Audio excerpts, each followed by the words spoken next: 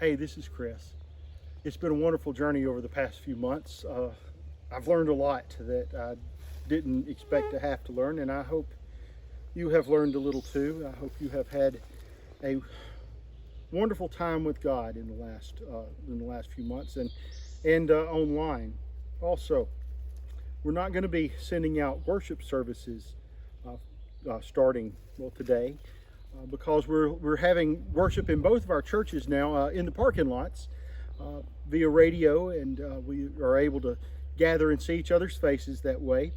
We'll still be putting some devotions online, and hopefully in the next week or so we'll have instructions of how you can worship in a live stream with us. But we won't be doing the production that we've been doing in the raw number of videos. But before we go, two things. First, tomorrow is Memorial Day at Ranburne, and I know there will be some who won't be able to be there still. So in our church family this year, we miss Billy Barrett, and he is gone from our presence and gone to be with the Lord. But I'm standing here beside a tree that we lost this year at Camp Lou. And I don't know about you, I know that it's a necessary part of the forest, that the older trees do fall and decay and return the nourishment, and new trees grow. But I cry when I lose such a beautiful testimony in my life. And so I thought it was fitting that we light this candle to remember Billy beside this great tree, because Billy was a mighty witness for God in the lives of his family and his church also, and he is greatly missed. I hope that you can be there at the worship service and light a candle with Miss Grace. And just to be sure that we know, we will have a fuller memorial service later in the year when we can gather in our sanctuary as we enjoy doing. And finally, these thoughts from the book of Hosea. Pardon my English.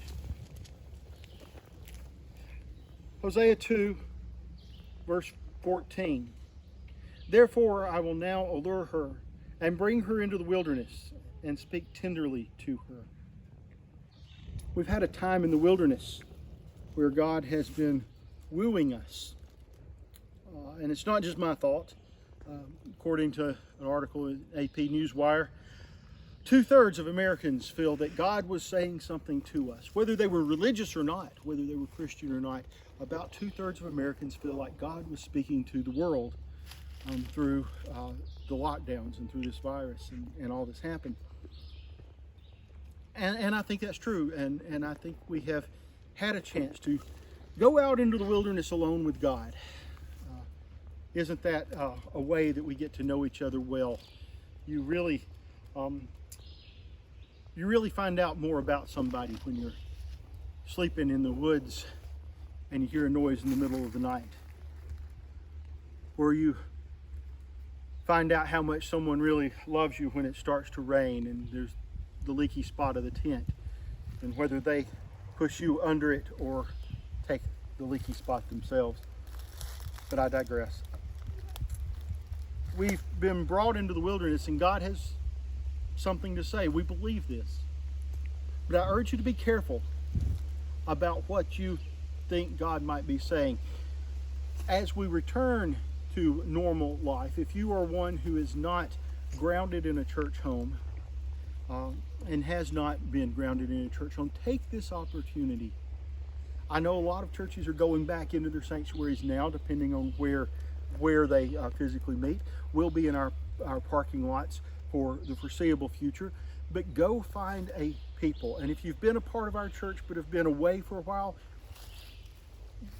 you could tell people you've been going this entire time, we have forgotten that you had lapsed in attendance. Please come. Because not only did God have something to say to us, it's important that we listen to what God actually has to say and not what we want God to say. If we look at this last time, really the only time God ever sent his people into the wilderness so that he could speak to them because they were not going the right way, the way that he would have them, we find that as he's talking about these lessons, he says right here in the same book in Hosea, my people are destroyed for lack of knowledge. And it's a dangerous thing to go through life saying, well, yeah, I believe in God, but not knowing the God that you believe in, or feeling like you follow God enough. If God had anything to say to us in this time, it's to be heard and digested as a people together, not just what we see on the internet, not just what we think we know. So as we say goodbye in this format, say hello to a church family near you.